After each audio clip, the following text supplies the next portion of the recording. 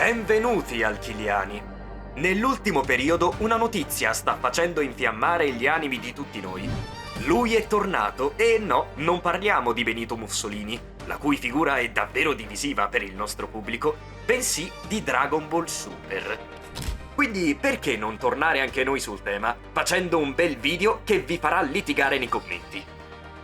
Vecchi degli anni 90 ormai prossimi alla pensione contro bambini col cervello liquefatto da TikTok e da trallallero trallallà. Insomma, un vero scontro generazionale che ci permetterà di riscaldare questa fredda mattinata di febbraio. Broly di Dragon Ball Z o di Dragon Ball Super? Qual è la miglior versione del personaggio? Vediamo di capirlo insieme. Partiamo subito con qualcosa di facile comprensione, qualcosa che anche un analfabeta come l'utente medio di internet può comprendere: l'aspetto. Broly è un personaggio che ha sempre avuto un'estetica accattivante e che è entrata da subito nell'immaginario collettivo del fandom.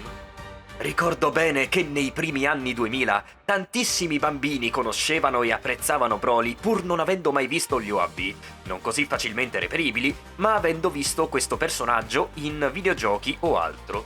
Se parliamo di estetica, probabilmente siamo tutti d'accordo nell'apprezzare Broly. Anche i suoi pochi detrattori non possono che apprezzarlo. Le differenze estetiche tra nuovo e vecchio sono poche, la maggior parte dovute al radicale cambio dello stile estetico, non solo di Dragon Ball, ma di tutto il mondo manga. Tuttavia vi sono alcune differenze nel vestiario. Il primo Broly aveva un abbigliamento molto più arabeggiante, quasi fantasy, mentre il nuovo si rifà più ai classici vestiti Saiyan con la pelliccia di Ba.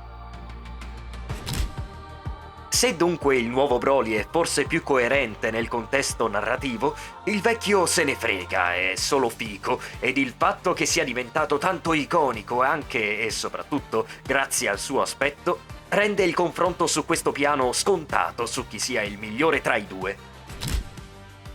Ora guardiamo bene ai film interi in cui questi personaggi appaiono, facendo prima un paio di doverose precisazioni. Tutti ricordano il primo grande OAV di Broly, in cui il personaggio viene introdotto e fa la sua figura migliore. Tuttavia, Broly ha una trilogia di film, non un singolo dedicato, quindi sarebbe corretto valutare la trilogia, non il singolo film introduttivo. Per quanto riguarda il film Dragon Ball Super Broly, ad oggi credo che sia il miglior prodotto uscito legato al brand di Dragon Ball Super. Dragon Ball Super Broly è complessivamente un ottimo film, ha un prologo avvincente, un'ottima divisione in 3 atti ed una qualità mediamente alta. L'unico problema di questo film è forse nello stile estetico. Non che sia brutto, ma dal punto di vista grafico non è mai omogeneo, mostrandoci in sequenza tanti stili belli ma discordanti tra di loro. Il primo film di Broly, il Super Saiyan della leggenda, è anch'esso una perla, forse un film singolarmente migliore di quello di Super, dimostrandosi uno dei prodotti migliori di tutto il brand. L'ambientazione del pianeta farlocco di Paragas, i colori utilizzati, le musiche, tutto di quel film è iconico e memorabile, con un solo grosso ma: gli altri 2 film. Sfida alla leggenda, in cui Broly arriva sulla Terra e dovrà combattere con Gohan, Goten e Trunks. È un film che non è brutto, ma fra tutti è il più dimenticabile. Ci sono stati casi nel passato di film in cui villain non canonici sono tornati, come Cooler, ma quando Cooler torna, lo fa con una nuova forma meccanica e molto più pericolosa. Qui abbiamo il solito Broly, appiattito dall'assenza di Goku. Ricordiamoci che Goku è la ragion d'essere di Broly e senza il nostro protagonista gli si toglie l'obiettivo primario. Se il secondo film di Broly è dimenticabile, il terzo, l'irriducibile biocombattente, è fin troppo memorabile, ma per i motivi sbagliati.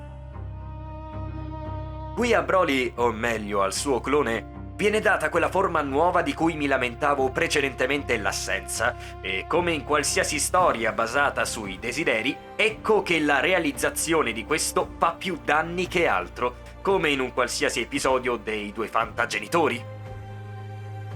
La forma di Broly in questo film è oscena e sicuramente la ricorderete tutti.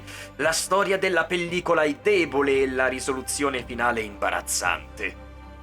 Negli anni ho rivalutato questo film leggermente in positivo, salvandone alcune estetiche e lo spazio dato ai personaggi secondari, ma anche così resta un'opera insufficiente. Se parliamo di singoli film, il mio giudizio è chiaro. Il Super Saiyan della leggenda resta imbattuto. Il problema reale è la trilogia che, presa nella sua interezza, è inferiore al nuovo film che, pur con i suoi piccoli nei, mantiene la qualità dall'inizio alla fine. Partiamo da una premessa. Se si parla di background e storia, i due personaggi hanno entrambi diversi problemi. Si tratta solo di trovare i meno gravi in questo caso. Parliamo prima del vecchio. Ragazzi, il fatto che questo sia così malvagio e arrabbiato perché Goku li piangeva accanto da piccolo è una cazzata.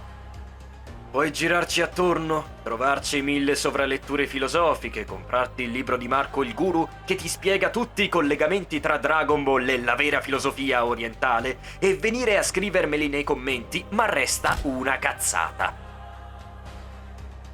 Ho sentito gente giustificare la cosa dicendo che Broly non era così incazzato con Goku per via del pianto, quando il film racconta esattamente quello. Insomma, siamo ai livelli di negazione della realtà.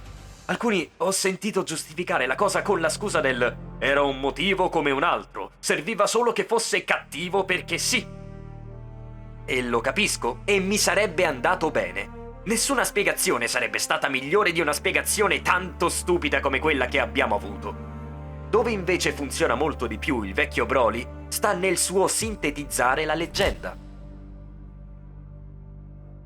Per farlo dobbiamo contestualizzare l'epoca. Eravamo in piena saga dei Cyborg, o di Cell se preferite, appena dopo la saga di Freezer, ove era stato introdotto in pompa magna il Super Saiyan, il guerriero leggendario destinato ad essere la creatura più forte della galassia. Con l'introduzione di Trunks e degli umani artificiali del Dottor Gero, però questa cosa si spezza. Il Super Saiyan non è più né unico né tantomeno invincibile, rendendolo straordinario routine. Ed ecco che entra in scena Broly, che pur fuori dal canone diceva agli spettatori «No, quello dei nostri eroi sono dei Super Saiyan, ma quello leggendario è Broly», a cui viene data una forma unica di design, scelte cromatiche e ovviamente scala di potenza, tanto che quanto questo personaggio fosse effettivamente forte ha sempre fatto discutere i fan in maniera piuttosto accesa. Il vecchio Broly inoltre anticipava le tematiche della saga di Cell e soprattutto la figura di Gohan, di cui possiamo dire una versione estrema. Proprio come Gohan, infatti, anche Broly è per natura un personaggio mite e pacato e nel suo caso anche taciturno. Ho sentito molte persone lamentarsi di come la sua nuova iterazione sia troppo buona, quando in verità questo non è cambiato, è solo inesplorato nei vecchi film. Ricordiamo che il dispositivo utilizzato da Paragas non è di controllo mentale, ma di soppressione della rabbia, che cambia totalmente la personalità oltre ad amplificare la forza, come vedremo accadere a Gohan durante il Cell Game. I due Broly sono fondamentalmente lo stesso personaggio. Dr. Jekyll e Mr. Hyde in chiave Dragon Ball, se vogliamo, sono semplicemente i diversi lungometraggi a scegliere su quale aspetto focalizzarsi. Ed è ovvio che se ci fermiamo a qual è il più figo, il Super Saiyan della leggenda del primo film, la rabbia esplosa e il mito incarnato siano la scelta più semplice, perché lo è. Un mostro fuori controllo, un kaiju, sarà sempre più efficace di un uomo incapace di controllare il proprio mostro interiore. Questo però se non ci mettiamo a guardare con attenzione il contesto in cui questi personaggi agiscono. Il vecchio Broly era un personaggio usa e getta, pensato per un film, e in quel film doveva funzionare, e lo fa benissimo. Personaggio che però viene riciclato per ben altre 2 pellicole. Il risultato? Un disastro, un inesorabile declino. Il nuovo Broly, invece, ha delle esigenze diverse. Il suo film non serve per raccontarlo, ma per introdurlo in una nuova serie, in un nuovo contesto. Del nuovo Broly non abbiamo che visto l'inizio della sua nuova storia e come questa vada ad evolversi.